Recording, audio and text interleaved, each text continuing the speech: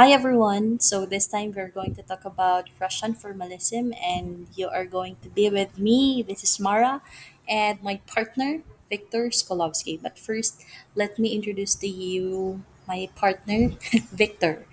Victor Skolovsky was born on January 24, 1893 in St. Petersburg, Russia.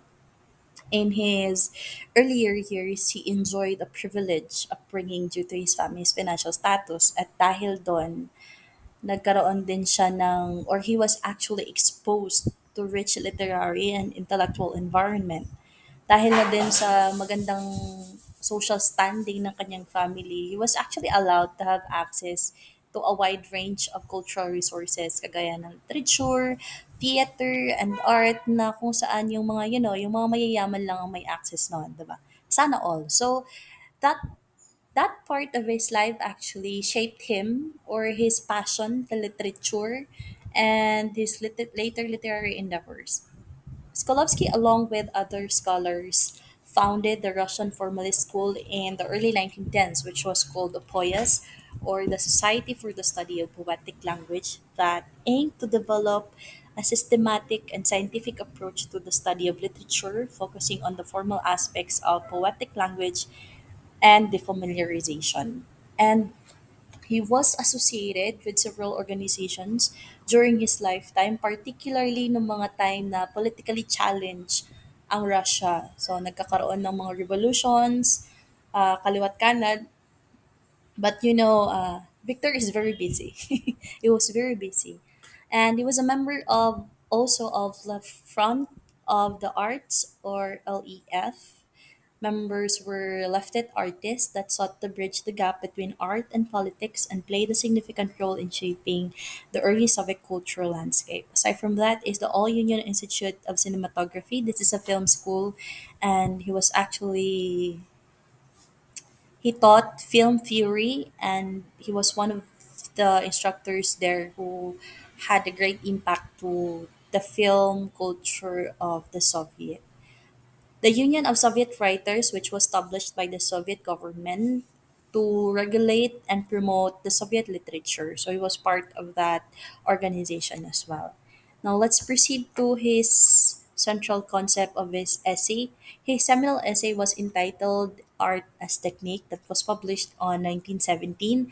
At that time, busy pa yung mga Pilipino na makuha ang independensya while in Russia busy din ang Russia sa kabi-kabilang mga revolusyon pero si Victor he was actually busy publishing and giving us a new perspective on to how we see literature and that is because of his art as technique essay.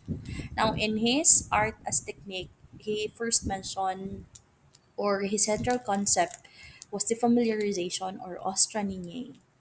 It refers to a technique used in literature and art to present familiar objects, ideas, or experiences in a way that disrupts ordinary perception and makes them appear strange, unfamiliar, or new. Now, there are key aspects of defamiliarization mentioned in that seminal essay by Victor. First one is the primary purpose of that concept or that technique is to challenge automatic and habitual perception. And over time, people become desensitized to the familiar aspects of the world. And things lose their impact as they become routine. Truthfully, diba? If routine na siya, it really does not matter if naging routine na. Like for example, imagine you always walk the same path to school or work every day. And dahil yun na lang din ang dinadaanan mo, halimbawa dito sa akin, sa annex, nandito pa ako nagbo-board sa kampo. Memorize ko na yung mga kung saan ako liliko ang kanto, kahit di ko pa nakikita, nasa peripheral view ko pa lang siya. I know na dito na ako liliko and all because I've seen it so many times and I stopped noticing other things because ang endpoint lang naman ng aking iniisip ay makapunta dito sa annex to work. So, memorize ko talaga. Yeah, I mean, I've seen it a few times and I don't notice at all, yung mga bagay-bagay na kapalibot sa akin kahit ang mga tao kasi focus na ako sa kung saan ako papunta. And then imagine if one day you notice a new mural on a wall, or a new building being built, or a beautiful flower on a tree, or suddenly nagkaroon na ng mga nalipat na ang annex. And then, the familiar path becomes more interesting and exciting again. Kasi something different caught your eye, or something different caught my attention. So that's what defamiliarization does in art and literature. It actually makes us pay attention and appreciate things we might have taken for granted. Like for example, napansin ko na ay ano pala ganito, may basurahan pala doon sa gilid na color green, kakulay pa ng ng wall, kaya naman hindi ko pala siya napansin. And those things, the concept is challenging our automatic and habitual perception. It actually helps us to see the world in a more vibrant and meaningful way. It's like putting new glasses that actually reveals hidden details and beauty in the things around us. Parang ganun yung concept ng defamiliarization. Aside from that is literary technique, the use of metaphors or stylistic devices that disrupt the expected flow of language and create a sense of artistic formality. Number three is aesthetic experience, very aesthetic, very modern. By presenting the familiar in an unfamiliar way, art encourages active and creative participation from the audience. They must actively interpret and decode the art's meaning. Aesthetic experience is all about making things look or feel beautiful or interesting, even in the simplest way. Like, syempre, yung puting t-shirt, you put yung outfit mo, yung like outfit of the day mo is plain shirt and short. That's the same thing that we see. Pero people can make it more beautiful, more interesting by putting a simple necklace, or like adding yung parang panyo sa leeg to make the outfit more vibrant, parang ganon. It defamiliarizes the familiar. Aside from that, another example that we can actually have is the painting of, I don't know what's the title of that painting, yung may clock na nagme-melt, the one that is painted by Salvador, na doon sa clock, yung ginawa doon, hindi yung typical na clock na nakikita natin, but he actually painted melting clocks doon sa painting. And it distorted our perspective na ganito dapat ang image ng clock, hindi ganon. And the painter showed us a different way on how to see clock, because it challenges us to think about the nature of time and its passage, inviting us to interpret the meaning behind that scene. Parang ganun yung sistema niya. And that boils down to perception and reality. Through defamiliarization, artists challenge conventional representations of reality. They do not really depict the world as it is, but offer alternative perspectives and interpretations, making the audience view reality from fresh angles. Now, perception and reality are closely connected, but they're not always the same. Yung ginagamit ng mga artist na technique na defamiliarization, kagaya ng sinasabi ni Skolovsky, it's just to challenge the way we usually see the world. Instead of showing things as they are, yung pinapakita lang kung ano yun, they actually present them in unique and surprising ways, giving us, readers, a new perspectives and ways of understanding the reality itself. So for example, kapag may isang skilled photographer na magpipicture ng isang crowded street. But instead of showing it in a normal snapshot, nagamit siya ng effect na fish eye or like panoramic view. It's a unique perspective na binibigay sa kanya kung sino makita ng kanyang picture or photography, na it gives us a fresh understanding doon sa busy street and the people moving about. So parang, we would realize na, oh, so there are two people in the street are too busy to even look doon sa mga katabi nila, or like, parang ganun. Same in music. In music, composers or singers might use yung mga unusual sounds para ma-challenge yung conventional understanding natin pagdating sa melody and harmony. Like before, karamihan ng mga music na naririnig natin is theatrical, 'di ba? Mga ganun-ganun. And over time, nagkakaroon din ng pop music, R&B, and we didn't know na husky or raspy voice would sound so good until na someone actually sing like that. So it offered a new way to experience and interpret the emotions conveyed in the music. It offered fresh understanding and perspective because someone actually defamiliarizes the familiar. So, same goes to literature, kagaya ng story ni Cinderella. Because of defamiliarization, the typical love story of Cinderella ay yung mga typical fairy tale na version niya, yung tinutulungan ng fairy godmother at nagkaroon na laglag, 12 midnight, nalaglag ang show. No, you know the story. Parang ganon. The typical fairy tale na gustong-gusto ng mga babae, ng mga batang babae before. And then, another person adapted the same story, but this time, in the modern day, iba na yung sistema ng Cinderella. Cinderella this time is, she takes charge of her own destiny. Naging independent woman na, she pursues her dream without relying on the prince. So that is, a concept provided, to simply explain the concept of the familiarization provided by my partner Victor. So that is defamiliarization. And now it's time to dig deeper to my partner's seminal essay, the content of it. So I have outlined 10, the art as technique.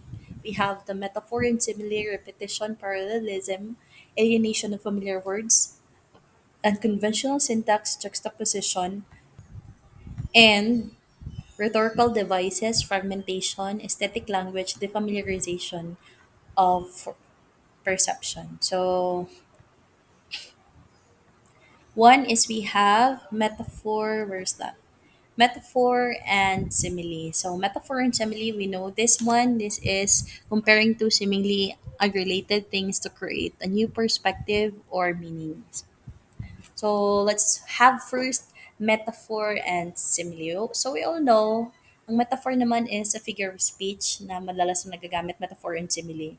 They actually the metaphor itself equates one thing to another na nagsusuggest na there is hidden similarity or connection doon sa dinidescribe niya. Like for example, yung phrase na the world as a stage is actually a comparison to the world to a theater stage na everyone has a role to play, everyone has their own responsibility, and most probably there is one who is actually watching us. Parang ganon yung sistema. And that is metaphor. It directly equates one thing to another. While simile is as well a figure of speech, but instead of directly equating one thing to another, ang ginagamit naman ng simile ay like or as para mag-draw ng comparison. So simile is quite effective or particularly effective sa pag-defamiliarize ng mga familiar things kasi it creates a vivid imagery doon sa mga unexpected connections. For instance, kapag, nakakita ka ng babae na nag-smile and you say, that person smile as bright as the sun, parang ganon. So, yung line na yon, it actually defamiliarizes the smile itself.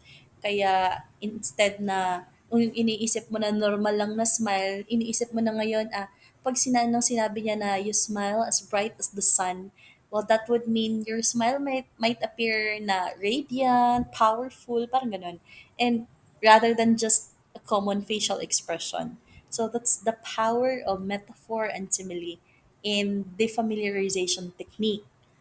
Aside from that, let's have this one example in the presentation. Now, in this poem, the daffodils were described by William Wordsworth as continuous as the stars that shine and twinkle on the Milky Way. Ibig sabihin, the field of daffodils, siguro, continuous as the stars that shine, that would mean parang may ikukumpara niya na sobrang dami ng daffodils doon sa field, hindi niya na mabilang, and it's as if the daffodils itself will start shining in the sky, diba? Like, the comparison that he used makes the flower appear more special and more magical, like we're looking at heavenly bodies na parang ganon, or like we're looking at auroras. It's like something more special because of the comparison that was made by Wordsworth from a simple flower to make it more special and magical because of comparing it to something. So that's the power, or that's defamiliarizing the familiar. Next example that we have is repetition. This is an excerpt of Edgar Allan Poe's The Raven. Isa ko na naman tong classmate, Edgar Allan Poe. So in his The Raven, I have here the excerpt. You don't need to read all of it. Binold ko na yung mga word na papag-usapan natin. Quote the Raven, nevermore. Actually, the poem is about a person or someone na nawala yung kanyang wife or someone he loved dearly, and nasa stage siya ng grief na hindi niya pa ina-accept na namatay na yung loved one niya, and there comes a time na at night yung may bumibisita sa kanya na raven at kinakausap niya, at yung yung sinasabi lang palagi niya, kasi tinatanong niya sa raven kung babalik pa ba ang kanyang asawa and all, everything. Lahat na question niya, kumbaga naging tanungan niya na din ang Ray. Tapos tinanong niya, pag tinatanong niya or kinakausap niya, sinasagot lang sa kanya palagi, nevermore. So the repetition of nevermore, the nevermore word in the poem by Edgar Allan Poe makes the word sound strange and mysterious, baga, giving it like a deeper and more meaningful na sense. It's not just dahil sa kanyang paggamit ng Nevermore and because of his technique na ulit-ulitin ang Nevermore na response ng Raven. It's not just a regular word anymore, di ba? It becomes a symbol of nung pain, nung tao na doon sa poem niya. It becomes a symbol of sorrow na losing someone. Parang ganun na ang naging dating ng Nevermore. It feels like, kasi pag tinatanong niya, pag sinabi, babalik pa ba ang kanyang asawa and then or loved one, and yung response ng Raven ay, nevermore, nevermore. So, the repetition itself gives emphasis to the pain of the speaker of the poem, and it becomes not just a regular word, but every time you hear it or the speaker hear it, it reminds him of his eternal loss, making the word more haunting and making it more powerful doon sa poem na nandiyan siya. Kahit na, it's just a simple nevermore. That's defamiliarizing the familiar. That's literature. That's literature. So let's have the next example, the familiarization in parallelism. This is my friend Charles Dickens in his novel The Tale of Two Cities. So in parallelism, I have here the example sa aking kaibigan si Charles. So, it was the best of times, it was the worst of times. It was the age of wisdom, it was the age of foolishness. It was the epoch of belief, it was the epoch of incredulity. It was the season of light, it was the season of darkness, and etc. Now, let's have the first line, the most famous. It was the best of times, it was the worst of times. Usually, we think of time na straightforward lang siya na line that moves from one moment to the next one, like morning, noon, afternoon, evening, night, midnight, and all. But in this part, my friend Charles Dickens make it seem more complicated, 'di ba? By describing it as both good and bad, wise and foolish, and every phrase it's actually offers it's offering us opposing and contradictory qualities nag nag-evoke siya ng sense of duality at nagfo-foreshadow ng mga contrasting events and experiences na posibleng mag-unfold throughout the novel. And because of this, my friend Charles makes time seem more like a mix of different things, 'di ba? Hindi lang siya morning, afternoon, hindi lang siya midnight and evening. Instead, para na siyang it's everything. It's a mix of different things happening at once, not just a simple sequence of events. Parang ganun siya. And it defamiliarizes time, meaning it makes it seem unfamiliar or different from what we are used to think of what this time is. So, in simple terms, my friend Charles uses parallelism to make time seem more complex and interesting, showing that it can be both good and bad, and at the same time, not just a simple time progression from one moment to the next. That is defamiliarization. Next we have is, ayan na, ang aking kapatid na si William Shakespeare. We have an excerpt, the famous one, the famous phrase, let's have the rhetorical devices from Hamlet. To be or not to be, that is the question. Whether snubbler in the mind to suffer the slings and narrows outrageous fortune, or to take arms against a sea of troubles, and etc. So this line actually uses a rhetorical device called the paradox to make us think about the concept of this one, this part in Hamlet. It actually focuses on the concept of existence and pondering on life, between life and death. And well, yeah, paradox is like that. It's something that seems contradictory or puzzling, but pero pag tinignan natin, it actually reveals yung mga important truth or idea. Now, in this part, you have here sa case na to, the paradox phrase na to be or not to be, which means to be or to live or to exist, while yung not to be means not to live or not to exist, na kung saan, for, it refers to death. And the line to be or not to be makes us question the nature of life and the meaning of existence. It's like asking whether it's better to continue living, hanapin natin yung reason, ipupurso ba natin, mabubuhay pa ba tayo, push lang ba ng push, and face the challenges and uncertainties of life, or to end it and escape from all the difficulties, to not to be. So, si kapatid na Shakespeare ay gumamit ng paradox to make us reflect on deep and profound thoughts about life, about mortality, about human experience. And it's actually a powerful way of showing our personal internal struggles or other people's internal struggles and contemplation. Lalong-lalo na din ng character na siya yung nandiyan, yung personal struggle niya, yung internal struggle niya, at yung contemplation niya kung ano ba, is he gonna wrestle life's complexities and the idea of mortality, or will he end his life to not exist? No.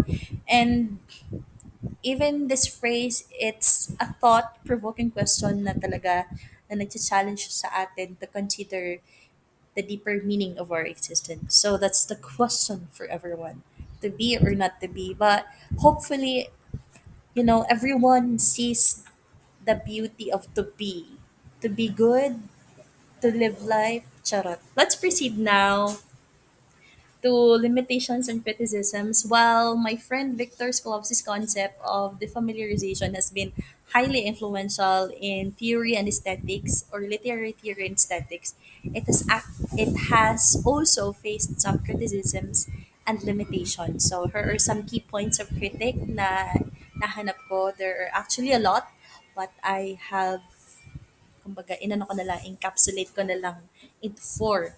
Subjectivity and interpretation. The effectiveness of defamiliarization may vary depending on individual readers or viewers.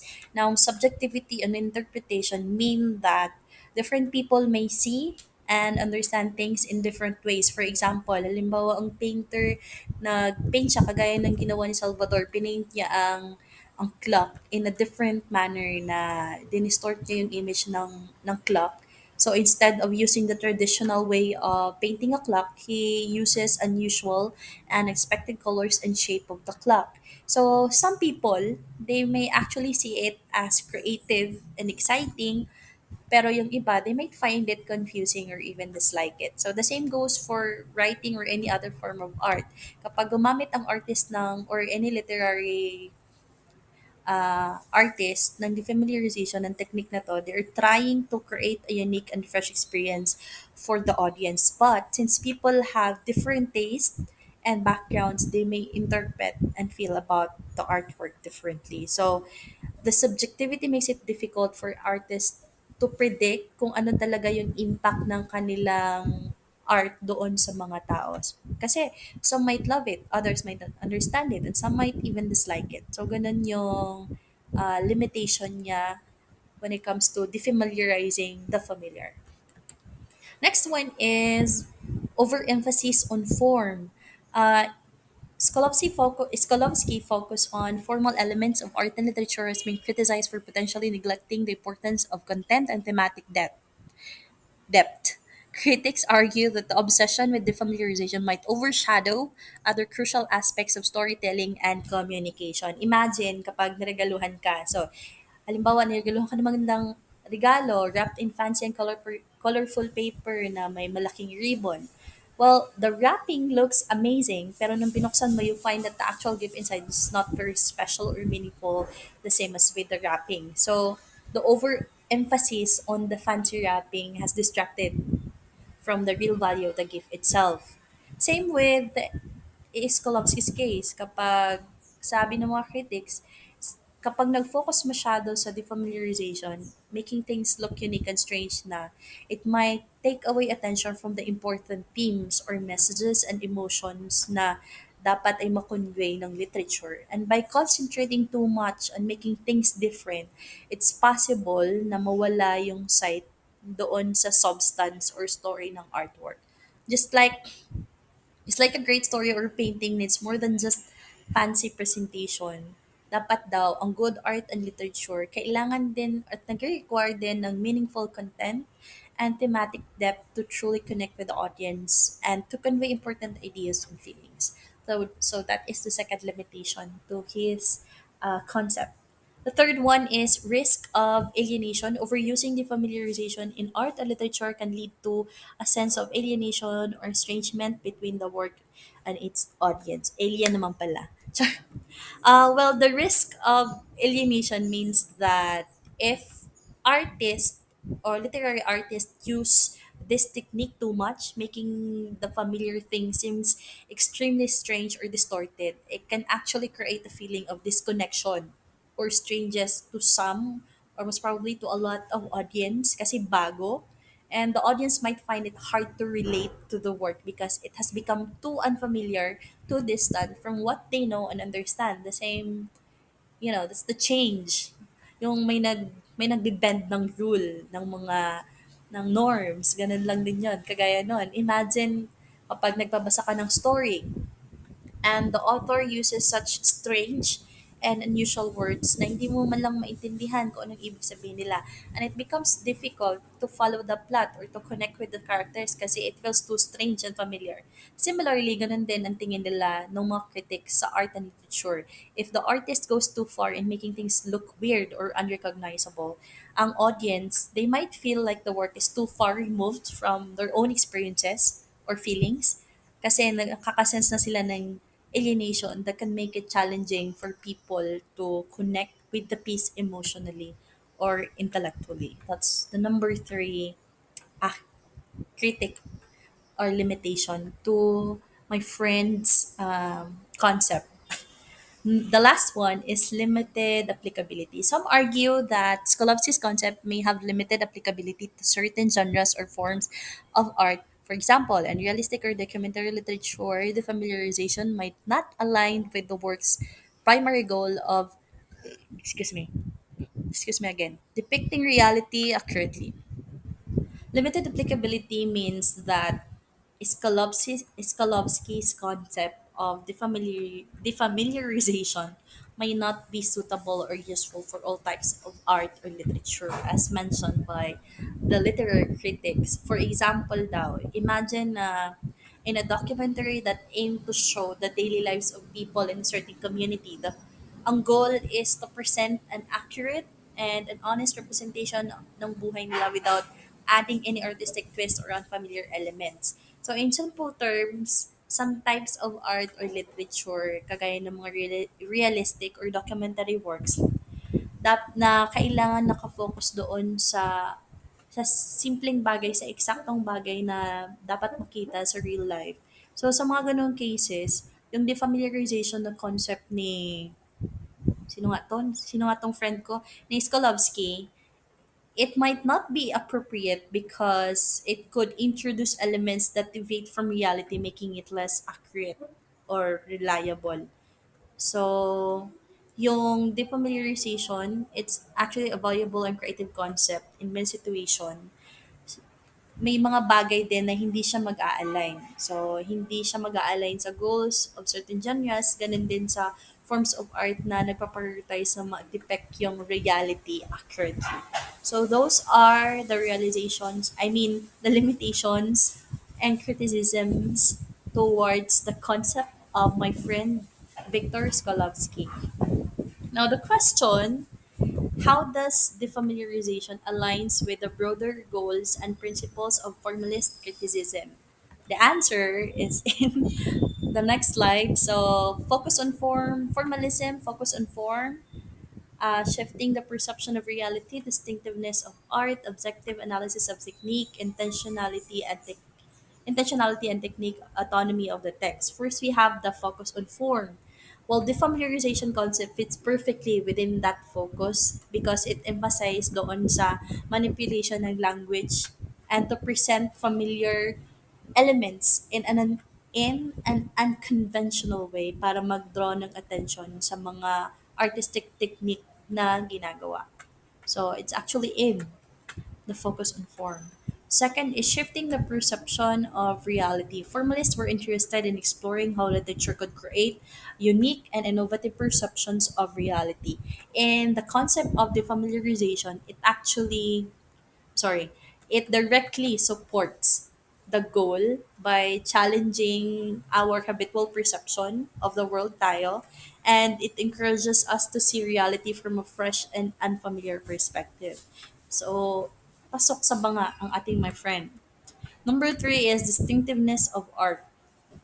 Formalism sought to establish literature as a distinct form of art separate from everyday language and communication. By If you're a writer and you use the familiarization, you are trying to create a work that could stand apart from ordinary discourse by reinforcing literature's unique artistic qualities and making it more, make it more than just a transparent medium na mag-convey ng information. So that is what the concept does. Objective analysis of technique. Formalists aim for a more objective analysis of literary works, focusing on the author's craft and artistic technique use. Five is intentionality and technique. In formalist criticism, consider the intentionality of the artist and the skillful use of literary techniques to shape the audience response. So in the familiarization, it highlights the artist's intention to disrupt automatism and actively engage the audience, aligning with the formalist focus or the formalism focus on the author's craftsmanship and artistry. Autonomy of the text. Russian formalists argued for the autonomy of the literary text, asserting that its meaning and value derive from its internal artistic features rather than external factors. So overall, the concept or the defamiliarization is a core concept within the formalist criticism as it embodies many of the key principles and goals of the movement. It underscores the significance of the formal elements of literature. It highlights the unique qualities of the literary art, and it promotes an objective analysis of literary techniques while also encouraging a transformative and innovative engagement with literary works. And that would be all. Thank you so much for listening. I hope you learned something on the concept of defamiliarization. So there are some things that I have not discussed, especially on the artist technique and the essay. So assignment yun na po yun. Kayo naman din mag-research. Assignment nyo na po. Pakipasa na lang po sa Google Classroom. Thank you so much, and that's all. Hanggang dito na lang ang aming report ng aking friend na si Victor Skolovsky. Bye everything!